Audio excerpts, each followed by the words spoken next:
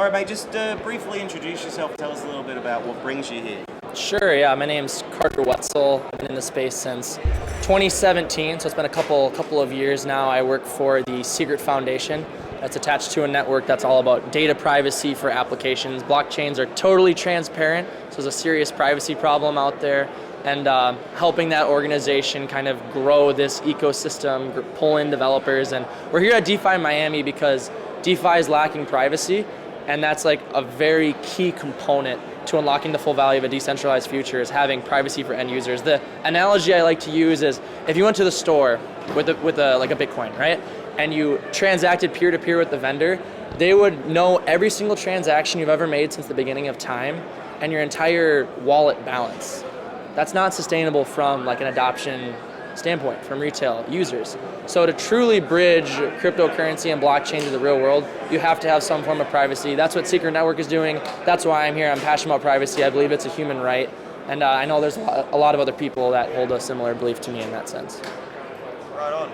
So privacy and decentralization, talk a little bit about how they complement one another or do not complement one another. Sure. I mean, I think if privacy at the end of the day is about freedom, consent, and sustainability. Those are kind of like the three principles. And so in order to achieve privacy, you have to have decentralization, right? If you have everything on a central server, you're not decentralized, you've lost your privacy, right? Because there's some entity out there that knows everything you do. But if you're able to have a layer of architecture that's decentralized, where the data is encrypted so it doesn't matter where it's living, and you have this ecosystem of architecture, then ultimately you've empowered privacy with decentralization. You can't have one without the other. You need both. So. And I've heard decentralization described as a spectrum a number of times. Yep.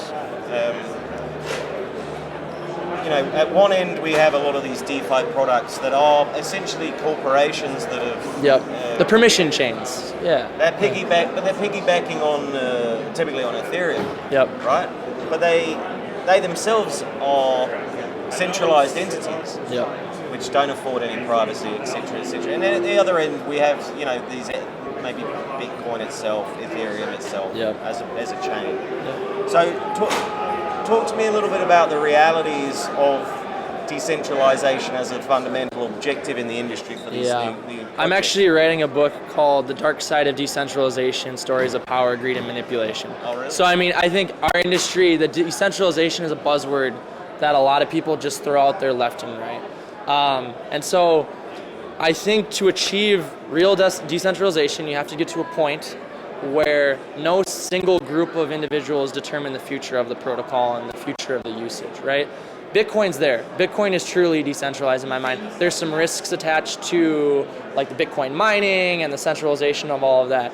But at the end of the day, I think there's going to be two paths that emerge.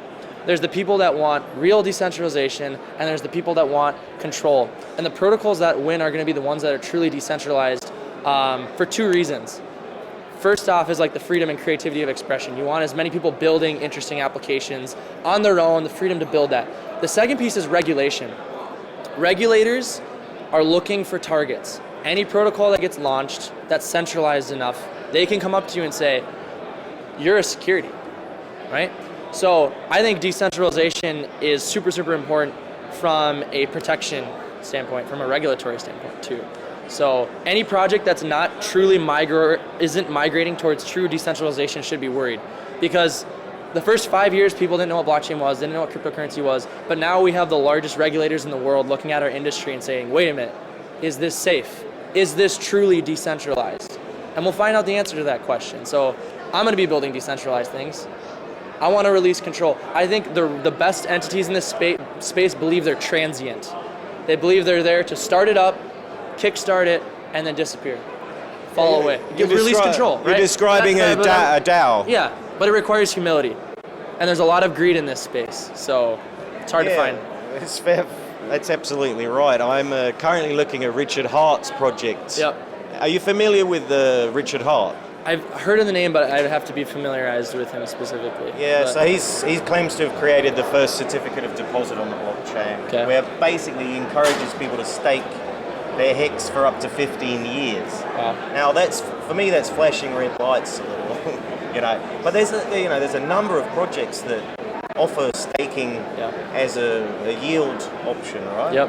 But again, how decentralized are these projects? Right. They all often have not a pre-mine, but a pre-stake. Yep. So. The analogy I like to use is it's the analogy of like the circle, right? You can't magically like expand the circle. Value simply shifts in that circle. So like staking, you're essentially pulling value from the people that aren't staking and pushing it to people that are. Same with like the U.S. economy. The people that print money, right? You're pushing value from the people that aren't printing the money to like where that money goes, right? It's inflation. And wherever the inflation is sent to, that's the winner of that. And you have to be very careful. So a lot of these staking projects, I think it's kind of the dark side of the industry in that I think a lot of protocols are overpaying for security, and there's winners that win big from staking inflation. They're the whales. They were the people there from day one. And our industry doesn't want to talk about it because those people love it. Why, if you're selling the shovels, why would you stop? In terms of like the gold rush analogy. So yeah, analogy of the circle, that's always what I look to is where is the value shifting in any given system and protocol? And you can tell a lot about the founders and the creators' ethos based off of how they talk about who's incentivized and to what degree, the ones that hide their history versus the ones that are very open about it.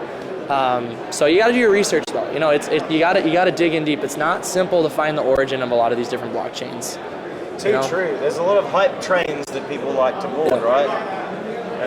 But okay, so essentially, my curiosity continues to be around the realization of true decentralization in the industry.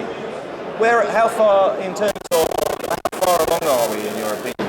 Because on the surface, it looks like perhaps a very small percentage of these projects are actually genuinely decentralized. Is that fair to say? No, I think it's 100% fair to say, but the weird part about it is like decentralized, but on what scale, right? So let's say you have 10 blockchains, and none of those individual blockchains are truly decentralized, but they're all connected to each other. Is that decentralization? Right? You kind of have to choose what scope you're thinking about the decentralization question. Are we talking about blockchain as a whole, all of our connected ecosystems? Are we collectively decentralized? Compared to the legacy financial world, absolutely. But the more you zoom in, the more you realize there's centralization. And the question is, how big of a problem is that? And how can you migrate away from it? And is centralization analogous to scam in crypto? Because centralization is analogous to risk. Right? The more centralized you are, the more power you're placing at the hands of a focused set of entities.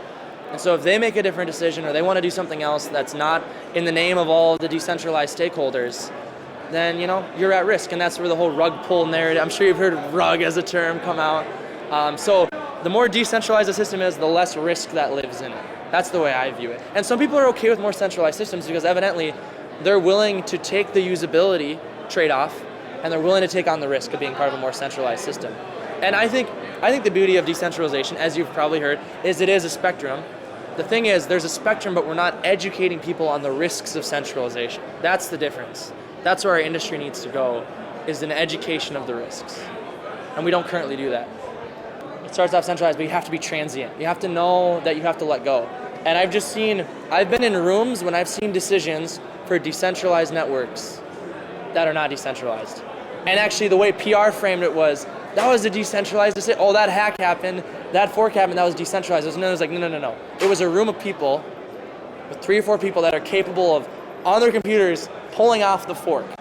That wasn't decentralization. That was a decision by a group of 2 or 3 people for lots of value worth, right? So our industry definitely has a lot of work to be done. There's skeletons all over the industry. I'm hoping to write about it. I'm a firm believer in the truth.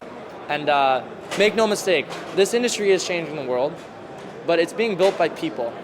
And whenever you find people, there's inevitably all of the range of human problems that come with it.